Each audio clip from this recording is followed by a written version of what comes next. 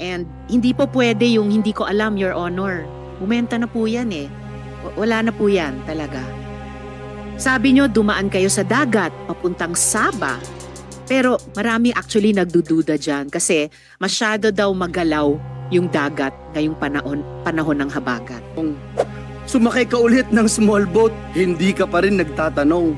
Tapos sasabihin mo sa amin, pagdating mo dun sa Sabah, after so many days of traveling, dun ka palang magtatanong, gusto mo maniwala kami sa'yo?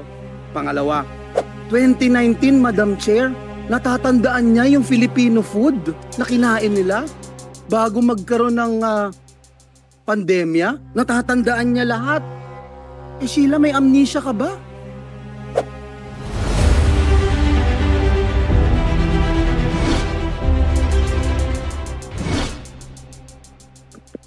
For those who have not yet been administered the oath, kindly please stand up and raise your hand. Do you swear to tell the truth and nothing but the truth in this public hearing? You may put down your hand now. Your Honor, the oath has been administered. Thank you. Salamat, Comsec. So for my first question, matanong na kaagad yung kinatawan ng NBI na kasama natin dito, Attorney Bomediano. Siguro naman po, Attorney, by this point in time, the Bureau has a better idea kung paano nakatakas sina Alice Guo sa ating bansa. Maaari nyo bang ikwento sa amin what you have learned so far kung paano sila naka-escape? Good morning, Madam Chair, Your Honors. Our investigation is still ongoing, Madam Chair. We will update this committee as soon as we conclude our investigation. Meron po bang initial na findings na sa tingin nyo naman ay matibay na at maisasama sa final report? Para kasi may big break na po tayo kahapon na nahuli si Alice Guo. So that's towards the end of her story in this case. Pero yung parte na paano sila nakatakas, are there any details you can give this committee? Kasi yun po yung pinaka-sentro ng aming investigasyon. Saan po sila dumaan palabas sa Pilipinas at lalong-lalo na-check nyo po ba kung sino-sino ang tumulong? Madam Chair, we're still validating all the information that we received.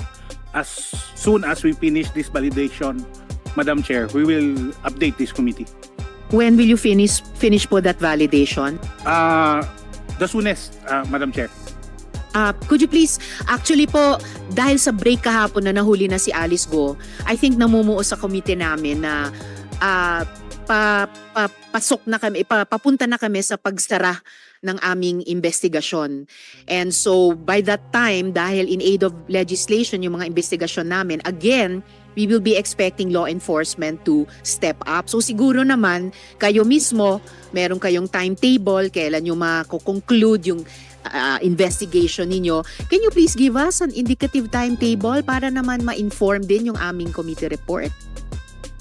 Madam Chair, the Director has already formed several units in the NBI, Madam Chair, to validate all the information. So, today I will ask our Director if there's already an update of all the units, Madam Chair, and then we will inform this committee, Madam Chair. So si Director Santiago nagbuo ng several units. Ano-anong mga units yon? The Intelligence Service of the NBI and the Investigation Service and the Regional Operations, Madam Chair. Nandito ba yung head ng Intelligence Service Unit? Madam Chair, I think all of them are in the budget hearing at the House. Pati yung head ng Investigation Unit nasa budget hearing sa House? Yes, Madam Chair. How about yung heads ng Regional Unit?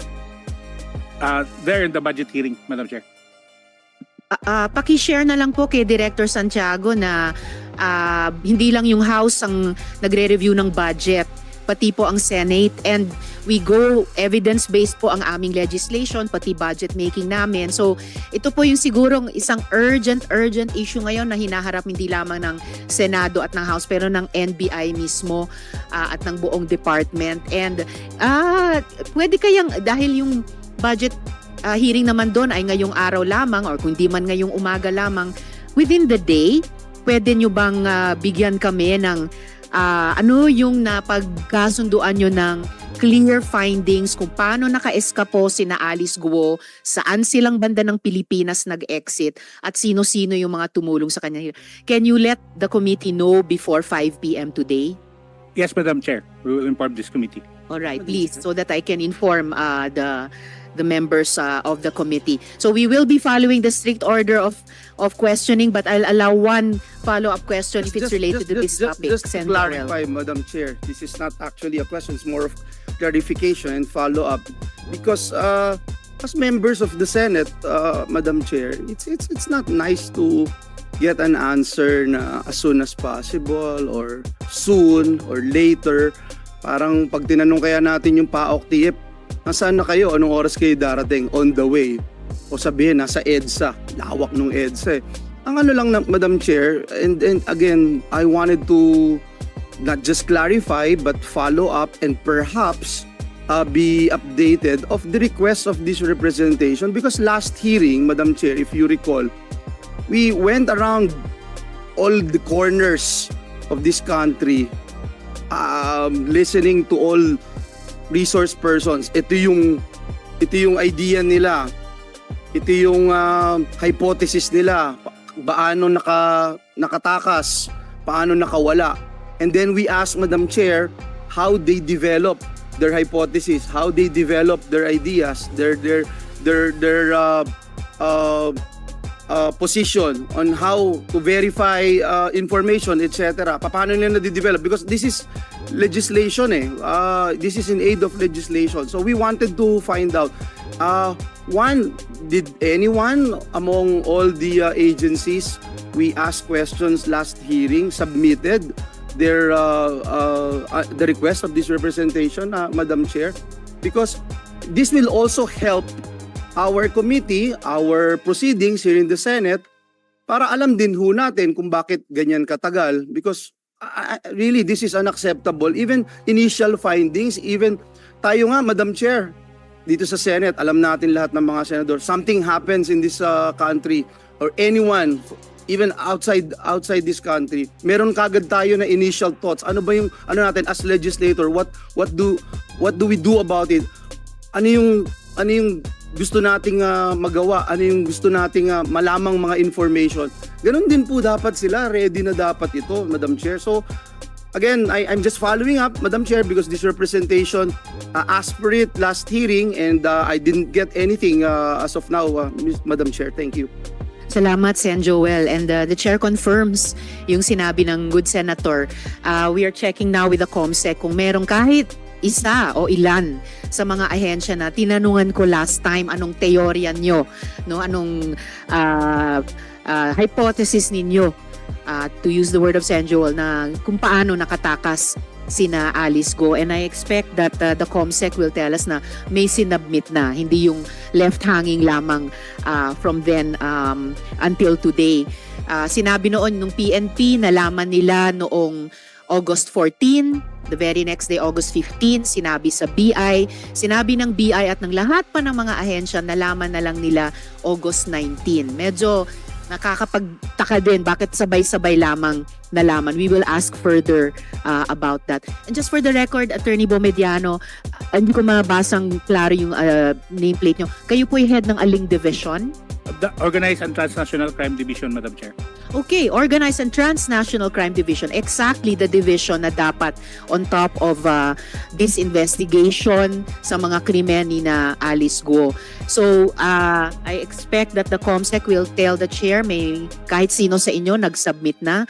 And if you can do this earlier than 5 p.m., wag naman sana mas mauna pa kami makakuha ng impormasyon sa Indonesian division ng counterpart NBI nila. Dapat mauna po sa inyo ang mga kasama namin mga Pilipinong nagtatrabaho sa gobyerno. So, paki-relay po, with all due respect kay Director Santiago, yung impatience po ng komiteng ito, Attorney Bomediano.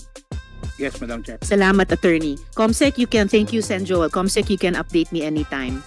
Okay, we will just wait para makapasok si Ms. Sheila Guo bago itanong ang AMLC. Okay, Ms. Sheila, magandang umaga sa iyo or magandang tanghali. Magtatanong na po ako sa AMLAC. Sino pong nandito para sa AMLAC?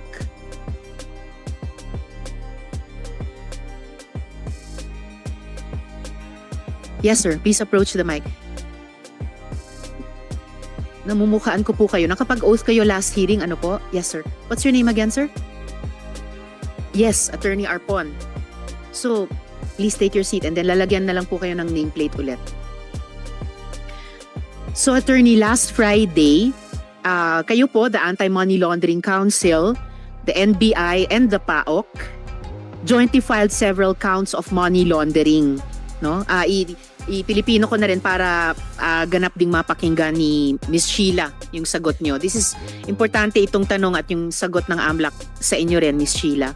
So nung Biyernes, kayo po sa AMLAC, ang NBI at saka ang PAOK, jointly po kayo naghain ng several counts ng money laundering laban kay Alice Guo, kilala din bilang Guo Huaping, kasama si Sheila Guo at iba pang mga individual.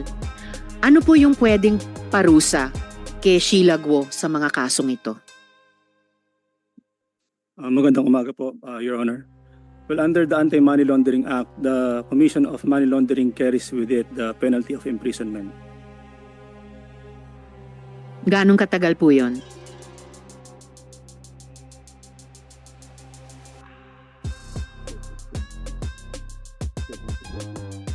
For Section 4A, B, and C, up from 7 years to 14 years, Your Honor.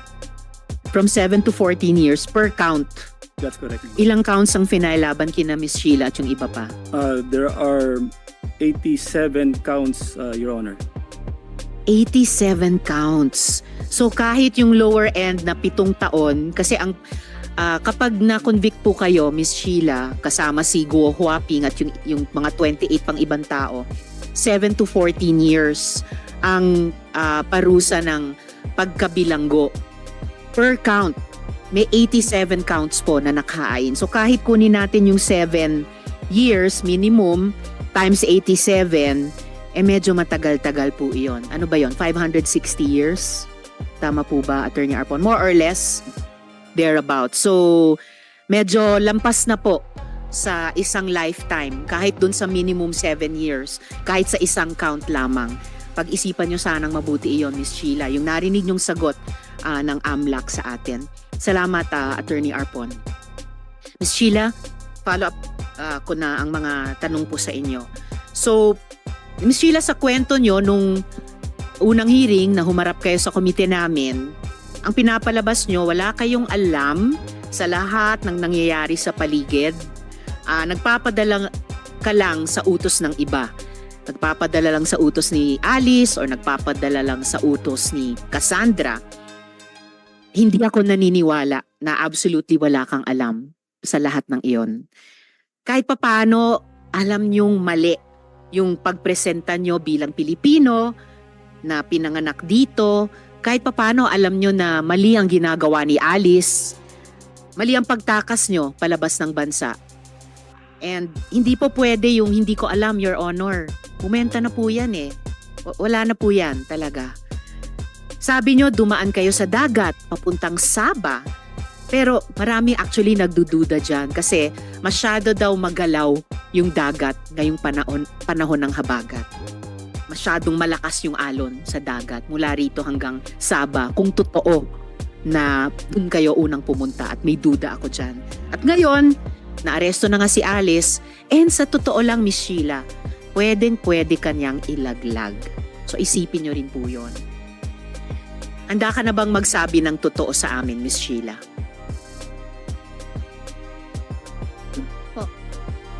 Opo.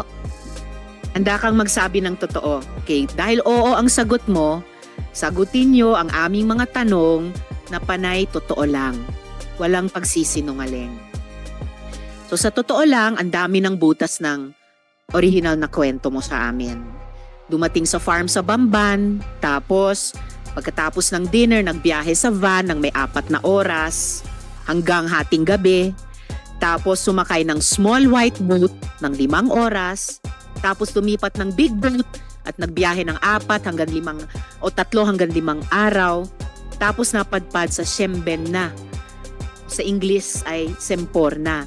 Yung Semporna na yan nasa Sabah, Malaysia. Kung talagang sa Semporna kayo pumunta. Ang hirap paniwalaan actually na 3 kayo, nina Alice, bilyones ang pera ninyo, na? Pinaghahanap ng buong bansang Pilipinas, i-expose nyo ang sarili nyo sa ganyang delikadong biyahe sa dagat. Kaya, bibigyan kita ulit ng pagkakataon magsabi ng totoo. Kino-confirm mo pa rin ba yung komplikadong rutang iyon na kwento mo sa amin nung unang hearing? Or sasabihin mo, aaminin mo na kwento-kwento lang yan?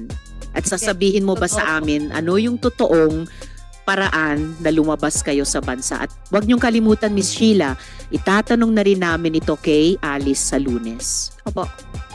Totoo po. Totoo lahat ng kwento mo sa amin noon?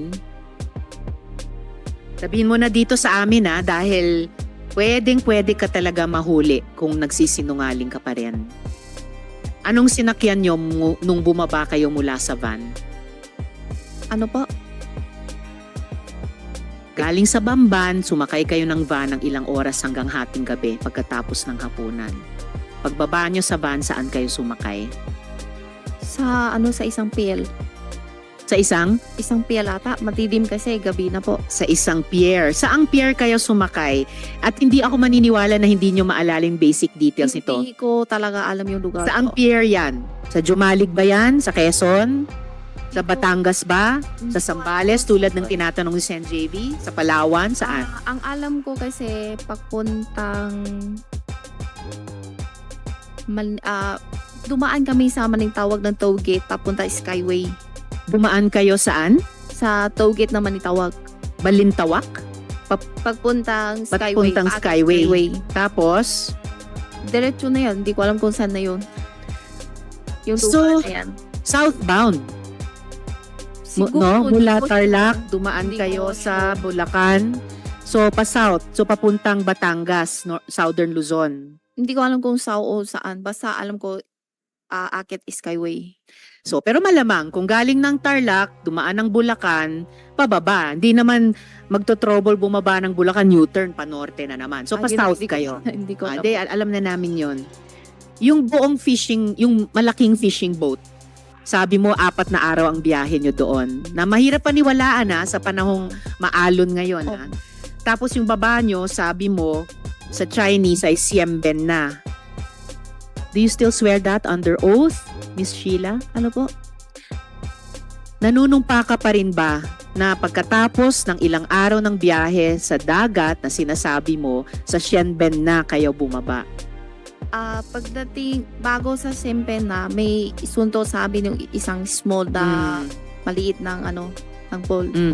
Bago lating sa Siemben na. Okay, so pero na ini-insist nyo pa rin sa Siemben na kayo bumaba eventually. Sabi West, tanong kasi pagdating doon, tanong ko kay Wesley kung saan tayo. Sabi niya Siemben na. Okay. Maaari mo bang i-describe sa amin yung itsura ng Siemben na yan? Hindi ko masyado kasi beach yata yun. Palang beach na may buhangin. Siyempre naman, beach. So may buhangin. Oo. Ano pa? Yun lang po kasi umaga na ata kami nating doon. Umaga. So may araw na. Ano pang nakita mong detalye ng wala- beach sa Siemben na?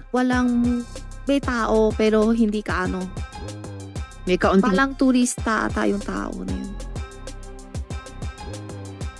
Naalala mo ba kung natatakan yung passport mo? Kwento mo nga kung natatakan yung passport mo doon sa Siemben na. Natatakan ba nung pagdating nyo kaagad doon? Hindi po. Hindi natatakan or natatakan pero hindi kaagad? Hindi siya paano ba?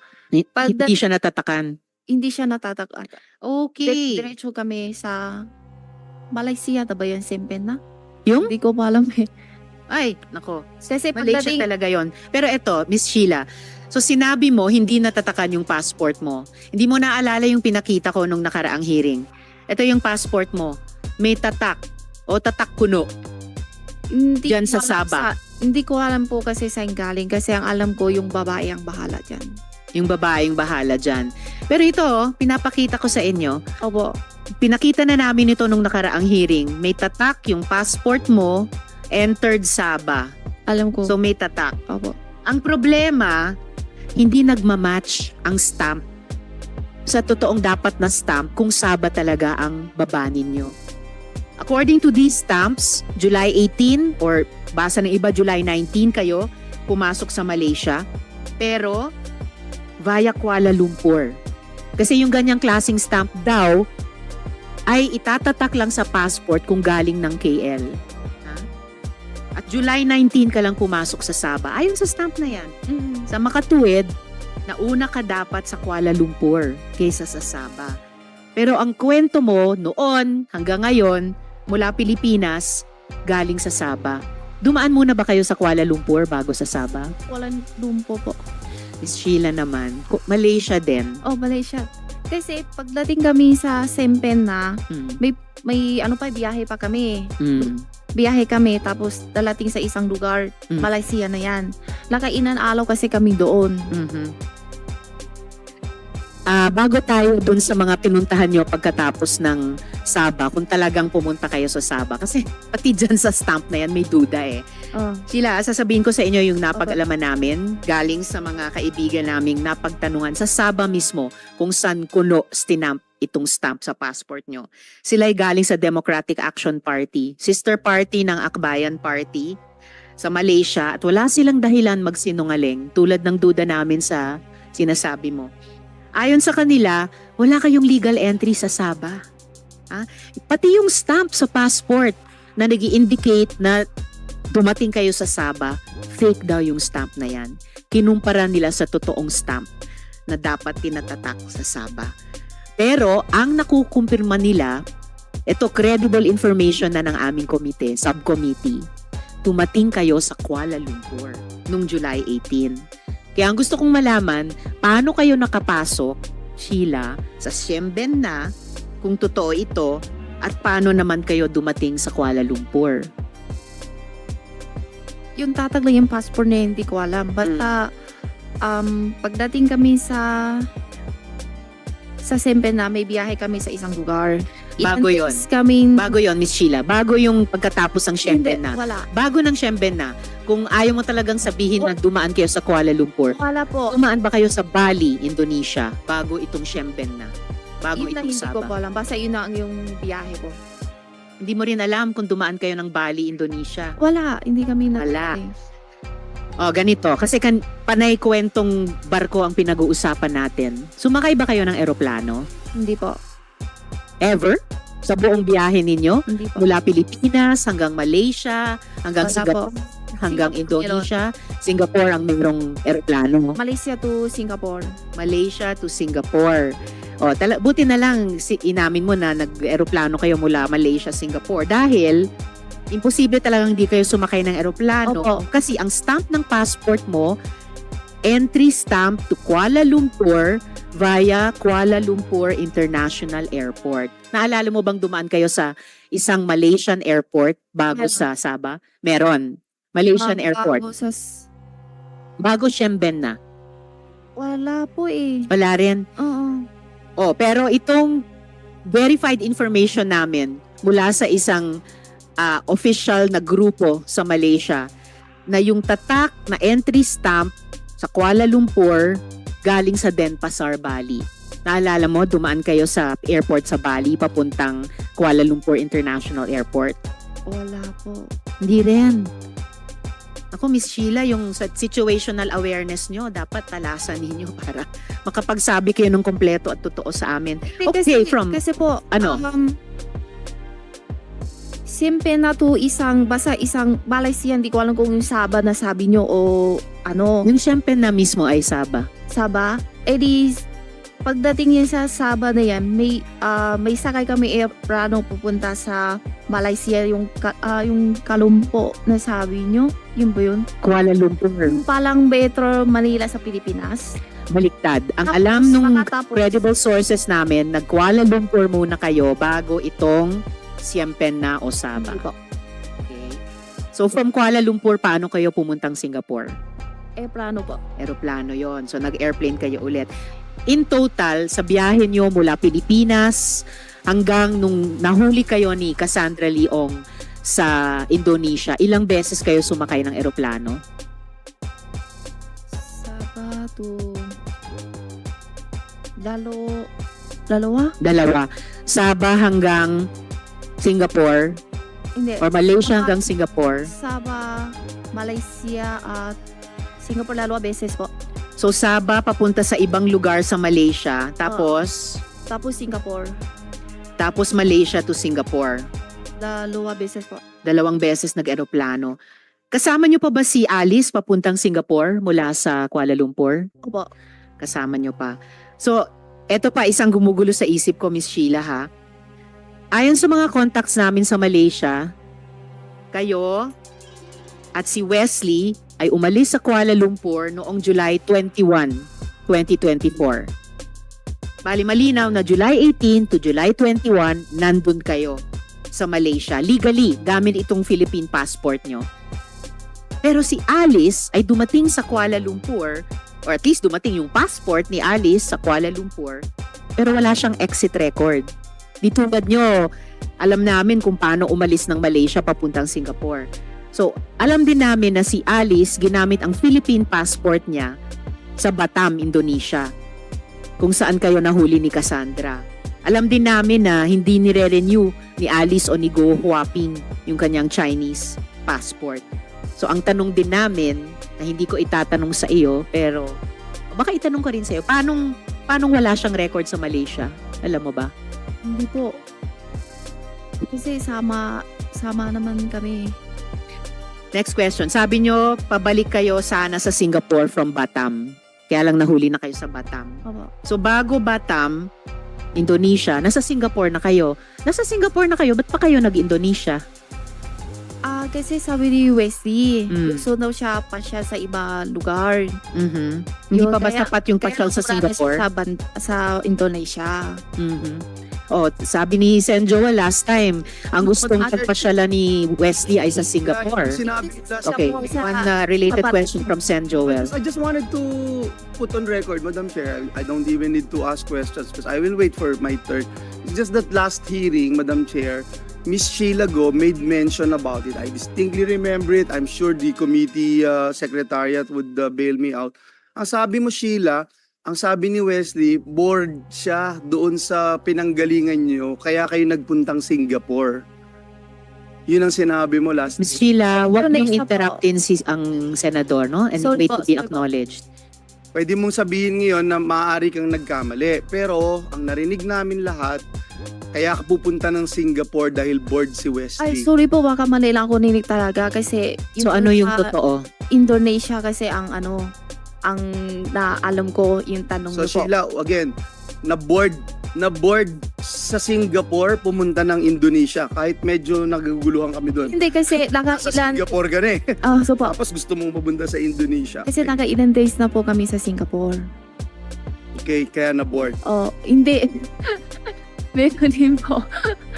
Kasi So, hindi ka nakailan araw kami na-bored sa sa story Singapore mo, kasi ano? Like, Sheila? hindi pwede kasi lampas sa isang buwan sa Singapore. Miss Sheila, nagugulat ako. Well, buti na rin, tulad ng naming mga Pilipino, bilang isang Asian din, nakakayanin nyo pang tumawa. Kahit sa prospect na 500 years na pagkabilanggo kung ma-convict kayo sa kahit isang count lamang ng money laundering, kahit sa low end na 7 years.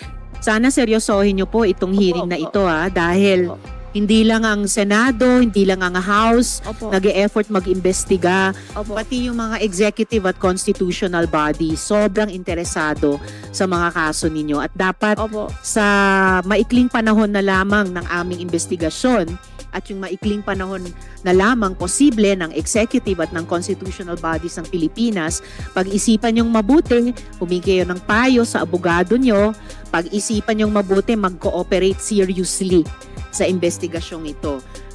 Kung gusto nyong medyo mabawasan yung pasakit, no, na maaring saluhin ninyo dahil sa consequences ng inyong mga iniimbestiga naming ginawa ninyo. Miss Sheila, nung tumakas kayo sa Pilipinas kasama ni na Alice, hindi nyo ba alam na may arrest order na para kay Alice Go? Hindi nyo ba alam na may subpoena ang Senado sa inyo? Yung mic nyo? Hindi po. Hindi nyo alam. Kailan ang huling beses na nag-usap kayo ni Alice? Ano po? Kailan kayo huling nag-usap ni Alice? Kailan? Sa Pilipinas po? Kahit saan. Kailan kayo kailan at saan kayo huling nag-usap ni Alice? Yun sa Indonesia po. 19 o 20 yung hiwalay po kami. 19 or 20 July. Si Wesley, kailan kayo huling at saan huling nag-usap ni Wesley? Parehas din po. Pareho. Sabi nyo sa amin noon, nakatira kayo sa Bulacan.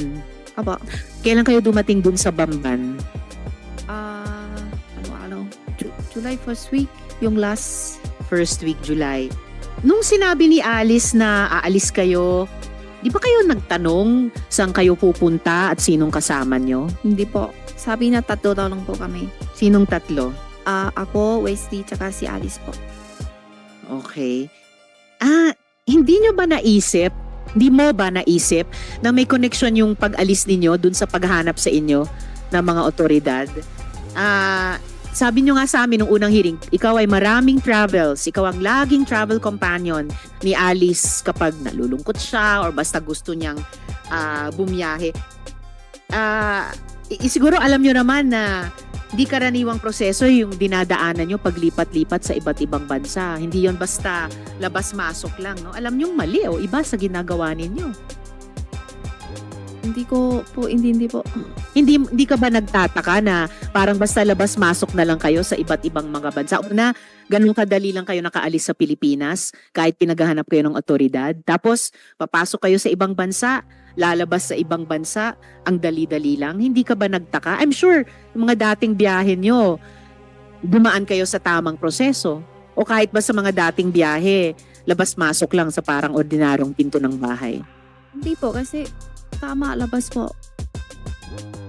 Di mo ba naisip na parang ang weird, walang kahirap-hirap, ang dali-dali lang umalis sa Pilipinas kahit pinaghahanap kayo ng mga otoridad?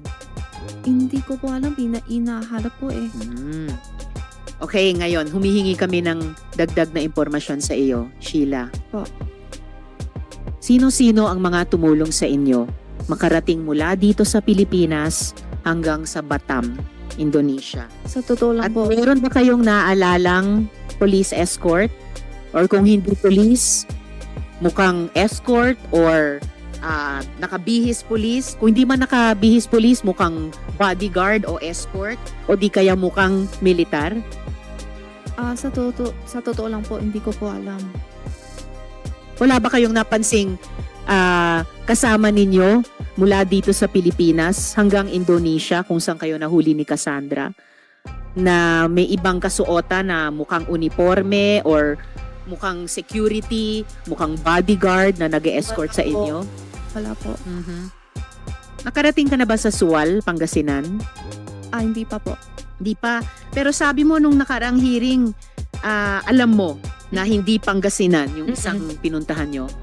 So, alam mo yung Pangasinan. Alam po.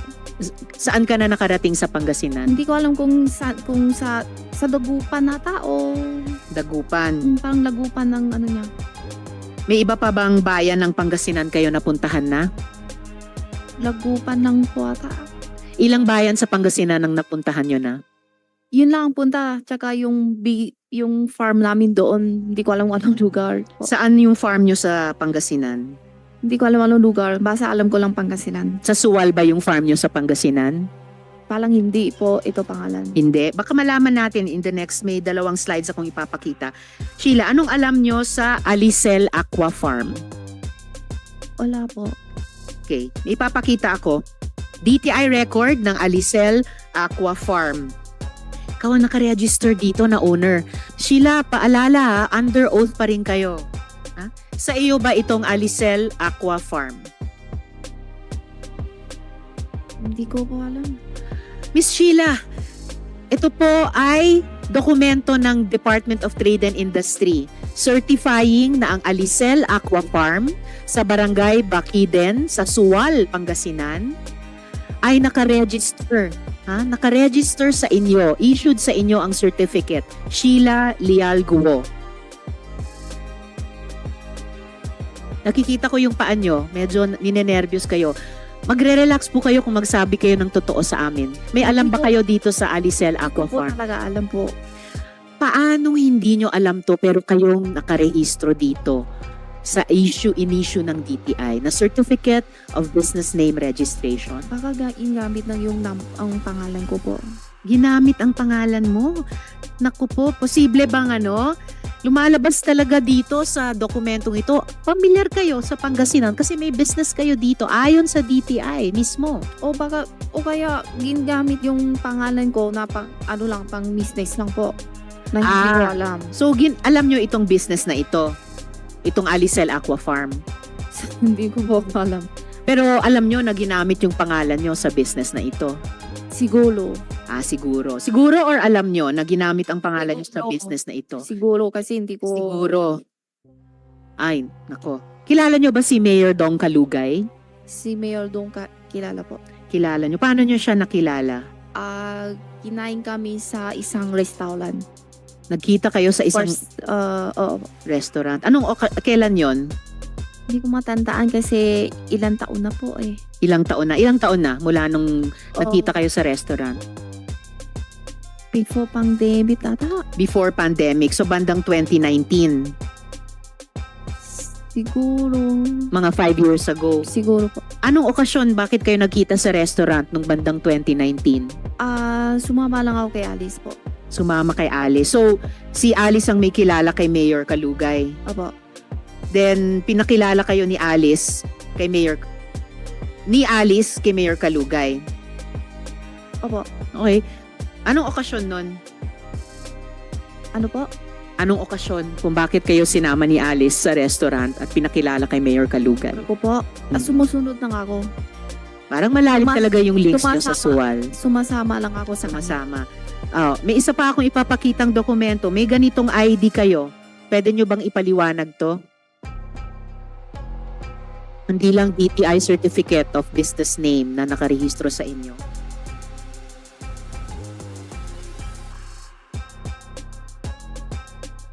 Sure. Okay, naghang lang pero may ipapakita akong ID ninyo sa Suwal. ID issued to Sheila Leal Guo. Habang iniintay natin yon, sa pagkakaalam mo ba, dahil ayan, ito yung ID nyo, Municipality of Suwal, Account Insurance Membership, Sheila Leal Guo. Pwede nyo bang i-explain yung ID nyo yan? Sorry po kasi hindi ko po alam. Hindi nyo alam. Hindi May ko ID ko in-issue sa inyo, sa pangalan nyo at photo ninyo ang nakalagay. Opo. Ano? Pangalan ko. Picture ko pero hindi ko po alam na may ganyan po ako ID. Oh wow. Okay, hindi nyo alam na may ID kayo. Siguro kahit elementary school student, hindi lang dito sa Pilipinas, sa ibang bansa, alam kapag may ID, hindi talaga kapanipaniwala na hindi nyo alam yan. Sa pagkaalam nyo, Miss Sheila, dahil sinama kayo ni Alice sa restaurant noong bandang 2019, ipinakilala kayo ni Mayor Dong Kalugay, may relasyon ba sina Mayor Kalugay at si Alice? Hindi ko pa alam. Alam ko kaibigan po. Kaibigan. Magkasosyo din ba sila sa business? Hindi ko sure. Hindi nyo sure? Sige, hindi kayo sure. So ano sa palagay mo? Kung magkasosyo ba sila sa business? Ang alam ko, kaibigan po sila. Pero Kaibigan. kung may business, sosyo, hindi ko alam po. Hindi nyo alam. Pero sabi nyo, hindi nyo sigurado. So anong sigurado nyo? Kaibigan po sila. Kaibigan. Saang restaurant kayo kumain kasama si Mayor Kalugay? Sa Pangasinan. Oo, sa Pangasinan, sa Suwal. Anong pangalan ng restaurant? Hindi ko alam kung ano saan lugar. Basta isang Filipino food na restaurant. Filipino food restaurant. Opo. Sa Suwal ba? Hindi ko Or sa sure Dagupan ba na alam mo? O parang banda doon. Kasi Bandang basta Dagupan. ang alam ko, Dagupan nata ang narinig ko pero hindi ko sure kung yun ba yun. Dagupan, pero hindi mo pa rin sure. Miss Sheila, binibigyan kita ng isa pang pagkakataon at this point in time, ha? Ano pa ba yung totoong hindi nyo nasabi sa amin? Alalahanin nyo, you are under oath dito sa aming subcommittee at nandito rin ang AMLAC at ang iba pang government agencies na naghain na ng kaso laban sa inyo para sa money laundering. For starters, baka may iba dyan, nakakasuhan pa kayo ng iba. Ano pa yung pwede nyong sabihing totoo sa amin at sa kanila bilang tulong nyo sa investigasyong ito? Wala po. Kasi wala ko alam. Okay. Well, hindi po ako naniniwalang wala na kayong alam bukod sa sinabi nyo na sa akin. And I really regret na hindi kayo mas makatotohanan at mas helpful sa committee ito. Yung subcommittee namin, tulad ng Committee on Women, kayang-kaya naming mag-appreciate kapag nagsasabi ng totoong isang witness. Maalala ng mga colleagues ko, halimbawa, yung isang witness dun sa Committee on Women, yung dating accountant ni Alice Go, siya, pinaniwalaan namin siya. At nirelease namin siya sa detention dito sa Senado. Dahil sa hearing, yung pagkakataong binigay namin sa kanya na magsabi ng totoo, sinamantala niya yung pagkakataong iyon. And I bet appreciated din yun ng mga executive agencies na nakarinig sa kanya, si Miss Nancy Gamo. Unfortunately, Miss Sheila, hindi kayo katulad niya na makatotohanan. And well, yung kapalaran nyo ay nasa kamay nyo naman. Nasa kamay nyo lamang, wala sa kamay namin. So I advise you, isipin nyo hanggat matapos itong hearing ngayong araw, magkonsulta kayo sa abogado ninyo kung gusto nyong maging mas makatotohanan sa amin at mas helpful sa hearing na to at sa investigasyon ng executive. Okay, Ms. Sheila? Pag-isipan nyo mabuti yan. Mga tanong naman po. Yes, and Joel, one related question. Isa lang po, Madam Chair. Una, Madam Chair, gusto kong sabihin that I totally agree with you na yung aking human discernment na makita kung ang isang tao ay nagsisinungaling o hindi, kung ang isang tao ay may tinatagong impormasyon, klarong-klaro, Sheila, klarong-klaro na may tinatago ka. Gusto lang namin paalala sa'yo, yung 87 counts, isang kaso mo pa lang yon. Napakadami pa na susunod. Gusto ka naming tulungan kung magsasabi ka ng totoo. Gusto ka naming tulungan. Sana nakikita mo ko ngayon, as I look at you, eye to eye. Gusto ka naming tulungan kung magsasabi ka ng totoo. Hindi ka sa amin nagsasabi ng totoo. Bakit? Babanggitin ko sa'yo isa-isa, ha? Mula noong nakaraang hearing, sinasabi mo wala ka laging alam. Di ko alam yan, di ko alam yan, di ko alam yan. Hindi ka nagtatanong, hindi mo alam saan ka pupunta, etc. Pero, pagdating mo doon sa Sabah, nagtanong ka na kay Wesley, nasaan na tayo? Okay? Nagtanong ka. Pero, Sheila, kami ba mapapaniwala mo? Mapapaniwala mo kami na 5 oras bumiyahe ka sa van, hindi ka nagtatanong? Sumakay ka sa small boat ng ilang oras ulit, 5 oras, hindi ka nagtatanong.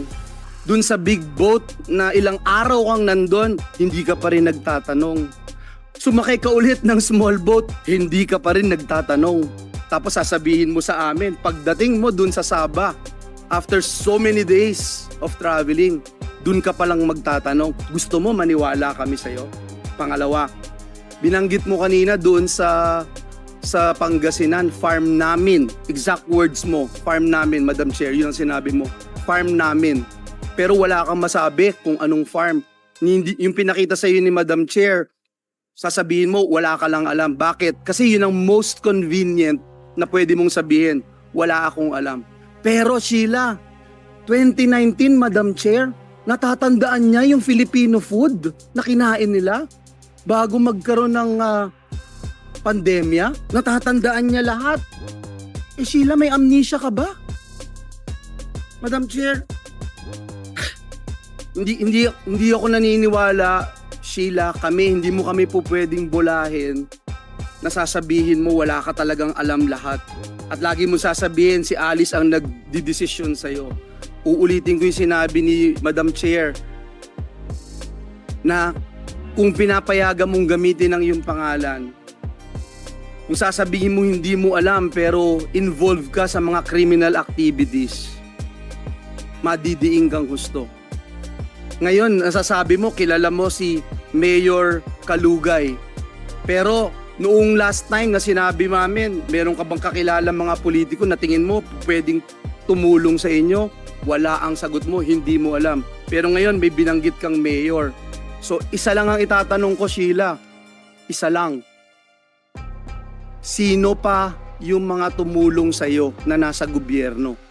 Ito man ay staff ng isang ahensya ng pamahalaan, politiko man ito, mayor ba to, congressman o kung saan man, sino man, sabihin mo sa amin dahil hindi kami naniniwala sa istorya na binebenta mo sa amin, hindi namin bibilhin yung mga sinasabi mo at lalo kang madidiin at sisiguraduhin ko sa'yo, Sheila. Pag hindi ka nagsabi ng katotohanan, sisiguraduhin namin sa'yo ng buong Senado na mapaparusahan kang husto. Mapaparusahan kang husto. So muli, tatanungin namin, sino yung kakilala mo? Kung hindi mo man kakilala, alam mong may tumutulong, alam mo na merong umaalalay sa inyo ni Alice para makalabas ng bansang Pilipinas. Sheila. Hindi ko po talaga alam. Ang ano lang kasi ang kakilala ko lang yung kaibigan po ni Alice na yung sabi nyo ng maging police o kaya palang puliti. Yun lang po si Mayor Dong. Mayor? Yun lang po. Mayor Dong Kalugay. O yun lang po ata. Sa police, sino ang mga kaibigan ni Mayor Alice? Hindi ko po alam. Chair, I'm Yes, and I'm Joel. just so disappointed, Madam Chair, na ayaw pa rin magsabi ng katotohanan ni Miss Alice, bagamat Sheila. Miss Sheila, bagamat hindi ko alam, Sheila, kung mahal mo pa yung sarili mo, magtira ka ng pagmamahal sa sarili mo, you owe it to yourself na magsabi ng katotohanan. Hindi ka makakalabas ng Pilipinas ng ganun lang. Kahit nakapatid mo pa si Alice Go. Hindi ka makakalabas ng ganun lang, hindi ka wala sa mga otoridad sa Pilipinas ng ganun lang. Nasasabihin mong wala kang alam o walang tumutulong sa iyo. Hindi paniniwalaan yun, Alice. Salamat, Sen Joel.